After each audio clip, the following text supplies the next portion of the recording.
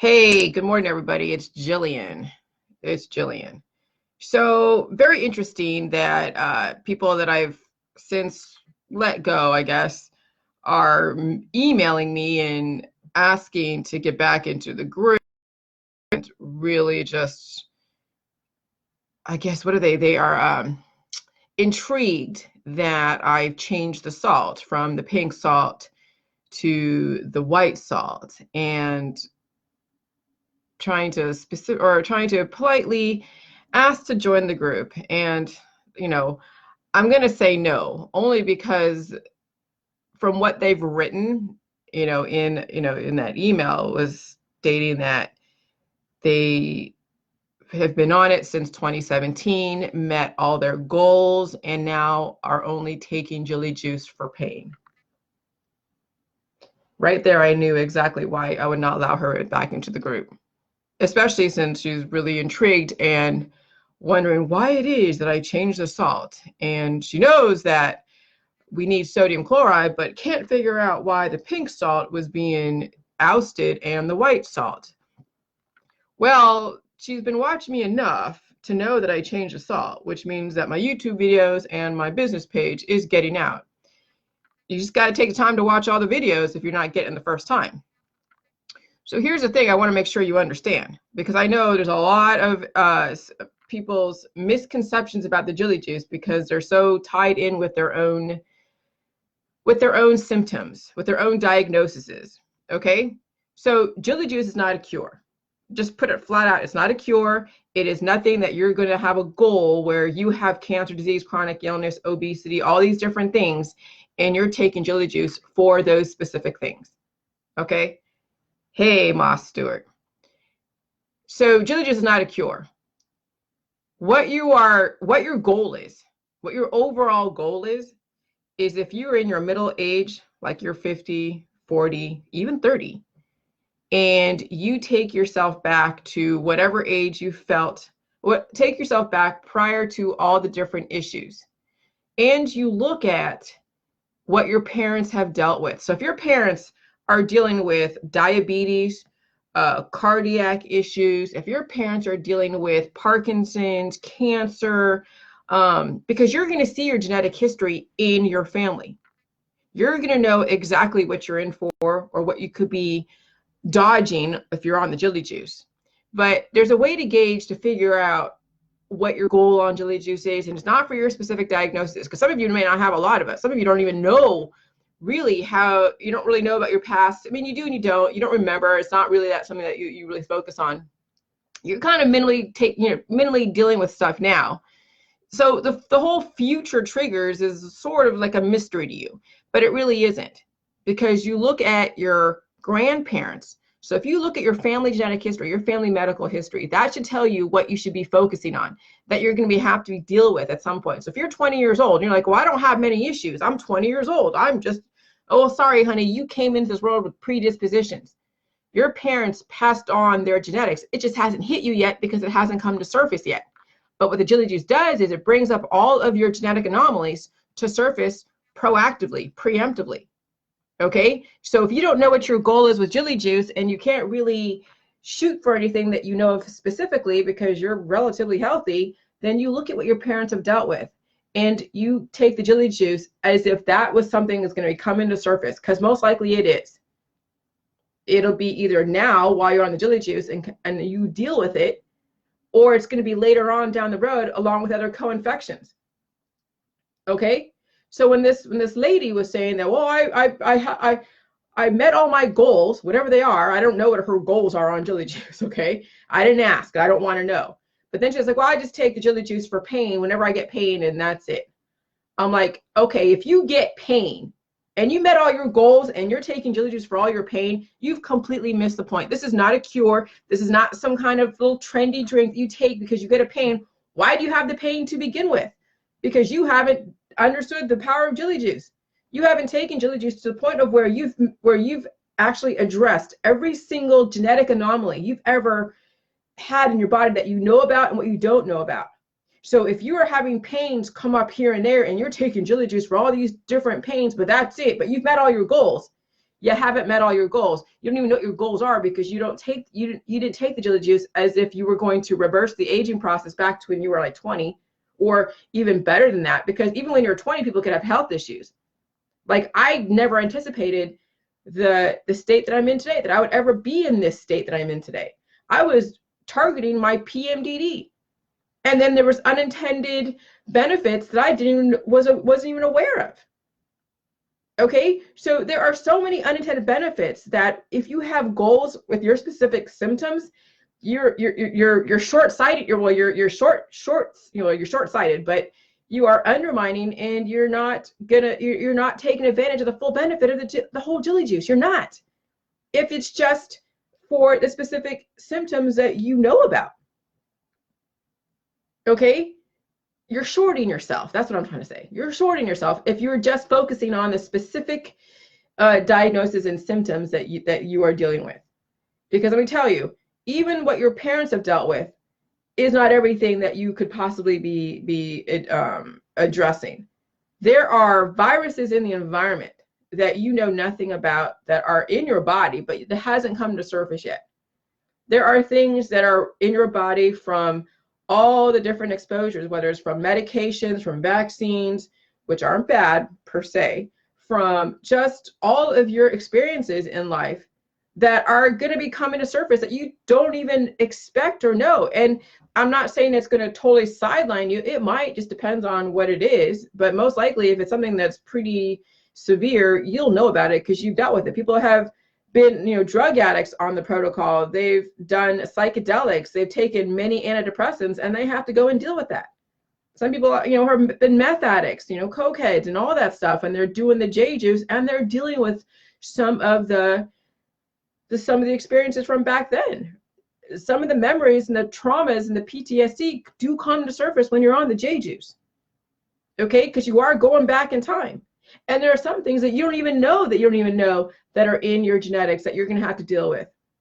Okay, so taking Jilly Juice as a cure, or treating Jilly Juice as a cure, is the completely wrong way. So that's why I've kicked out a lot of my holistic people, because that's exactly how they want to treat Jilly Juice. And that's why when the last 6 months, I've been cleaning out my Facebook, and I've been cleaning out the group from people who are in the holistic world, in the therapies world, in the holistic world, especially, who are treating this as if it's another therapy they can put under their belt, as another methodology they can use and utilize my language and utilize the protocol in that manner. I mean, already academia.edu, there's so many influential papers that are using my juice for something. I don't know what it is. I haven't read all the papers.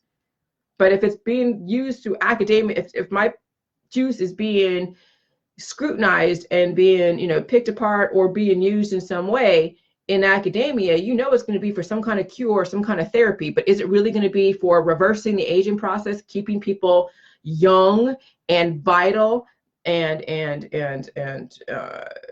strategic and just productive? No, it's going to be used as some kind of therapy. But I mean, it's nice to see a little bit of recognition, but somebody's going to use it as a cure in some way. Okay, so yeah, I mean, it's interesting that I've changed the salt. Man, it's like the people are coming out of the woodwork going like, what the fuck? Da, da, da, da, da. But I've explained it in many different ways. Finally, this guy Paul Jones is on my Facebook, totally funny dude. He's like, oh my God, he's like, because the way I explained it last night, as far as holistic professionals, and saying that, that the bleach salt is the fake salt, and there's no such thing as fake salt. It's either sodium chloride or it isn't. Okay, there's nothing fake about salt. Salt is salt, and showing the difference of why it is we changed from the pink salt because of all the heavy metals. Though the industry calls it trace minerals because it sounds nicer and kinder, but when you get a heavy metal toxicity from the trace minerals, then they have a heavy metal detox. So finally, the way I explain it in this one way, that's why I explain things in so many different ways, because not everyone's going to get it the first time, second time, or third time. But somebody might get it the fifth time. Paul Jones got it the fifth time because he couldn't figure out for the life of him why I would change it. I've been preaching about pink salt for years. Yes, because the reason why I preached about the pink salt for years was the fact that I was brainwashed like everybody else, that the pink salt is healthy as salt. And I needed uniformity, because when you have the same ingredients, okay, everyone uses the same ingredients. You're using pink salt, you're using cabbage, you're using kale, you're using water, okay, and you have a specific diet, then the outcome is going to be relatively predictable, okay, relatively predictable. And it was. I mean, there was smatterings of testimonies here and there. It wasn't a whole lot, but you know, I didn't know how the healing process was going to go and what people were dealing with, so I just chalked it up as a normal thing. Okay, so what then transpired, the whole change, was the fact that the whole coronavirus and worrying about supply chains and whether or not we could actually get the pink salt if people were just down and sick over there in Pakistan, because that's where the pink Himalayan salt comes from, is Pakistan. But then I'm like, okay, so if I can get it locally here, and then I'm thinking like, well, not even here. I was thinking about Salt Lake City. Like, okay, where do you get salt? Salt Lake City. So then I'm like, okay, well, hold on a second. Can I get salt here? Then my husband told me that we have a salt mine here. And then I realized that, okay, well, if it's just straight up sodium chloride and you don't need all the major heavy metals or the trace minerals, because you get that in the tap water and the air and the food and the water and all that stuff, then we don't need to have all those 86 heavy metals that are in the pink salt. So that's why I then said, okay, now we're changing. Now we're going to straight source. We're not going to be going through the intermediary of all these stupid heavy metals that the holistic industry is promoting in the pink salt, making it healthier because it's less sodium. See, the holistic industry still buys into that sodium is poisonous. And so obviously the allopathic. And so that's why I will not at all bend to the will of anybody in the holistic industry that wants to go and challenge me or wants to go and try to sideline me in some way around the salt. No matter how great their marketing gimmick is, because let me tell you, some great marketing gimmicks out there as far as the healthier salt. Anytime someone says something is healthier, okay, you know there's a freaking marketing gimmick behind it. The Jilly Juice protocol is a specific strategy. I'm not saying it's healthier or not healthier. There's a specific intention behind Jilly Juice, is to purge out what doesn't belong and regenerate your cells. And when somebody is missing sodium chloride, a good amount of sodium chloride backed by nutrition and probiotics and water, when they're missing that, they have stagnation. Their lymphatic nodes are stagnated. Their digestive system is stagnated. They're not going to release the poop that is fossilized in their colon as well as in their intestines. They're going to trigger DNA methylation, which is basically methylating their cells, asphyxiating like methane. So when you are dealing with DNA methylation, you have shit in your body that you're not releasing, and it's releasing fumes in your cells, and it's causing asphyxiation and anomalies. Okay, so the whole Jilly Juice with the salt, now we're getting straight energy. We're not having it be all laden down with heavy metals. We're getting straight sodium chloride with 1% anti-caking agent is going to now energize the body to heal and release the excess, inducing autophagy. So if you have rotting teeth in your mouth, guess what? If the body can't seem to resolve that rotted tooth, it's going to fall out. But it should anyways, because remember, if you have any kind of infection in your body or any kind of, rotting anything in your body, that infection can get into your blood and cause sepsis. Okay? And that is called like a blood poisoning. People die from infection getting into their blood. So you want to have infection purged out of your body. And you want to have an energizing force that will do that and then start over again. Now, will you regrow that tooth? It remains to be seen. I can't tell you anything, but there's a specific principle behind the Jilly Juice. And the sodium chloride, without all that heavy metals in it, is what's matched with the cabbage and kale and the water, and it's fermented. It's going to smell cleaner because you don't have all those minerals. It's like when you take a shit, right? When you take a poop, especially after eating like Taco Bell or any of these highly condensed data packs that has a lot of different minerals and nutrients and acids and all that, your poop smells a lot, right? So that's why the Jilly Juice smelled with the pink salt, because all those minerals, the little lactobacilli were pooping out not only cabbage and kale, but also those minerals. And guess what? It smelled like freaking shit. Well, there's a reason behind that. Just like when you poop, it smells like poop. Okay? So we take away the extra minerals, only have the salt and the cabbage and kale and water. Guess what? It's a cleaner ferment. It's cleaner smelling. It's easier to get down. It doesn't smell, like I said, and it is a cleaner waterfalls. and it electrifies your body and it opens up all the different channels, and then you start seeing the accelerated healing. And so that's why people, and so the accelerated healing, the energizing healing is what the allopathic and holistic industry is afraid of, because everybody is so majorly messed up. And the holistic industry and the allopathic industry keep you majorly messed up. They keep you laden down with the heavy metals. They keep you all under their thumb. Now, it's not their intention, I don't think, you know, it's just that people are afraid to heal, they're afraid to feel. And so if they don't have to have you feel pain, and sodium chloride is going to energize all of your issues, and the body is going to try to resolve itself, you know, if you have enough minerals in your hair, skin, and nails and bones, and you're taking salt in some way, like a high sodium chloride, the body is going to try to repair the damage, and people are not prepared to heal. So they say, okay, well, if you have high blood pressure or cardiovascular issues, and you don't want to feel the healing in that area, then you have to be on a low sodium diet. And so people are then like inert, they're sluggish, they start accumulating antibodies and fatty acids. You see people who are on low sodium diets, they're not working on all 4 cylinders correctly. Their body is going to shit. Well, there's a reason behind that.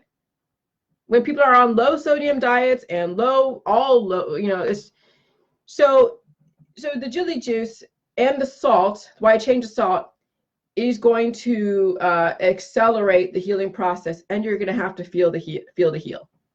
And that's no two ways about it. I mean, people have taken drugs, people do all these different things to anesthetize themselves, drugs, alcohol, sex, whatever, play with their hormones.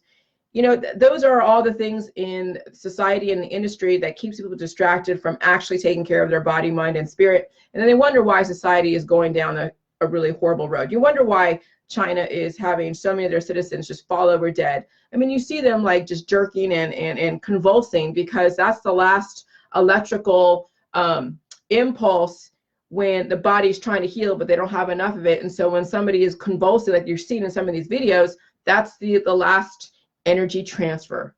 That is the death process. When you get attacked by a virus and the body is now producing so many antibodies that's attacking their lungs and basically drowning them, because they don't have enough energy to release the excess, the mucus.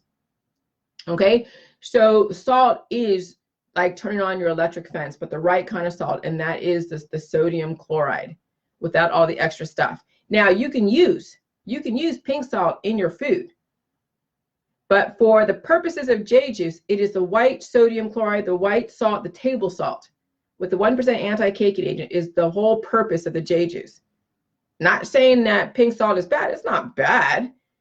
But if you have imbalances, no different than why we have the diet the way it is. But now with the diet, you could potentially cheat a little bit on the diet, as long as you're drinking the J juice with the white salt, because now you have a powerful energy force that maybe you didn't have as powerful. So that's why we have the diet the way it was. But could you, I mean, I don't know. I mean, everybody's going to have to resolve and figure out what foods they can eat anyways, because if you have so many acids and so much blockage in your intestines, would eating a 10-pound steak really be prudent while you're trying to heal with the J juice? Maybe you should stay away from the steak and the really densely advanced data packs like steak and majorly processed food, which isn't bad, but on a body that has so many minerals and so many acids and so much poop that has to resolve, maybe you might keep it a little bit more simpler as far as your diet until you can resolve that, and then, you know, then you can gauge in the mucus. Okay, so if you're getting a lot of mucus eating a certain food, what's the body trying to release? And it needs to heal and seal and fix the issues, and then you can reintroduce foods back in your diet. But no matter what, I mean, the J juice is going to bring up the mucus no matter what, because you have so much crap in your body. You have to release through the waterfalls. You're not going to get dehydrated because you're going to drink water, and you're going to have to allow the mucus to flow. And if you are all about inhibiting the mucus and not wanting to poop, then you're going to end up blowing up. And that's where obesity, that's where all of the diagnosis is, you know, the mental illness, the mental fog, all of that crap starts then creeping in. And then you pass that on to your kids. Okay? So So I do keep going over kind of the same stuff, but I need to say the same thing in a million different ways because there's so many different listenings, backgrounds, religious backgrounds. There's so many different levels of understanding and comprehension. And then you guys have all your different priorities. So some of you are tuning in and you haven't been tuning in for a while. Some of you have been following, but you're just not getting it in the way in which I'm doing it because there's so many words that I'm using, because I am just kind of throwing up a bunch of stuff because I am gloating a little bit because now I can.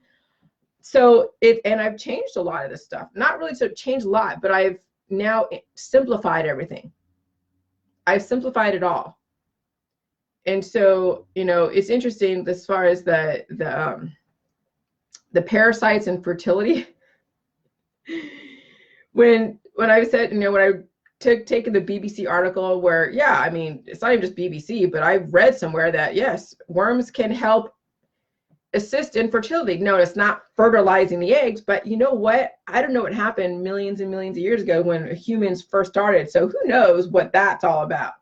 But when you have parasites in your body, it actually helps women get fertile because it's triggering certain hormones to come to surface to then make you want to go and procreate. It's not like the worm is actually fertilizing the egg. However, you know, I'm not going to discount the possibility centuries and centuries and thousands and millions of years ago. I'm not going to discount the possibility. We started out from somewhere, from where, I don't know, the chicken or the egg, but where would the chicken come from? Okay, it had to have been like miraculously, you know, who knows. And the egg, okay, well, we have a protein, and then we have, here's the thing, what helps build up a baby, right, is viruses, bacteria, fungi, protozoa, parasites, and protein. So you know that little protein, whatever it was basically, what is it? Teamed on, or whatever you call it. I forget. There's a name for that. There's a term for that. But they were basically like triple, quadruple teamed. Yeah, okay, double team, triple team, quadruple team. So the life form, the protein, after the 10 amino acid that created that protein, was then sextuple teamed on and then created life. Then maybe, yeah, maybe there is some kind of element of truth that, you know, parasites or protozoa, fungi, viruses, and bacteria started the human race. And then it evolved from there. Now, as far, you know, and then the whole thing with using tools and all of that stuff, the language, I mean, that's some like alien shit, okay, that I can't even explain, but I don't even want to. But viruses are what causes the evolution and de-evolution.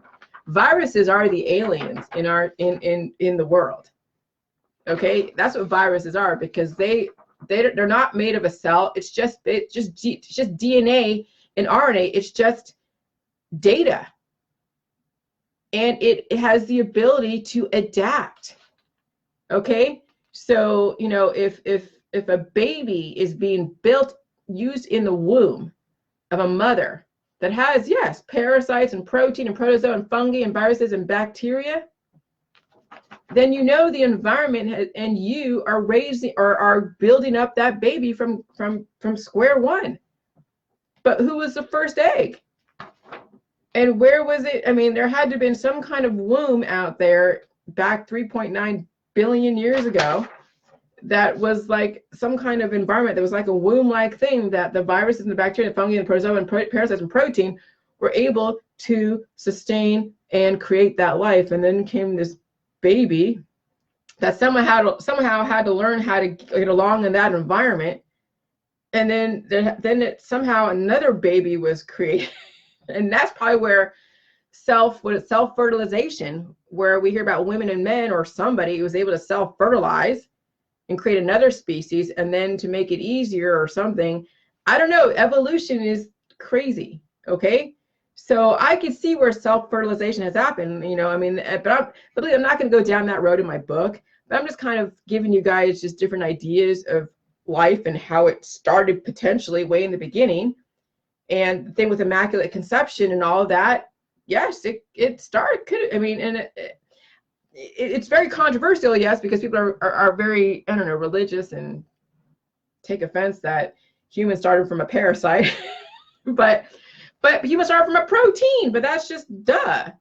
Okay, so I mean, but then the parasites, the protozoa, and the fungi, and the bacteria, and the viruses all contribute to the evolution of the human, and they also contribute to the de-evolution of a human.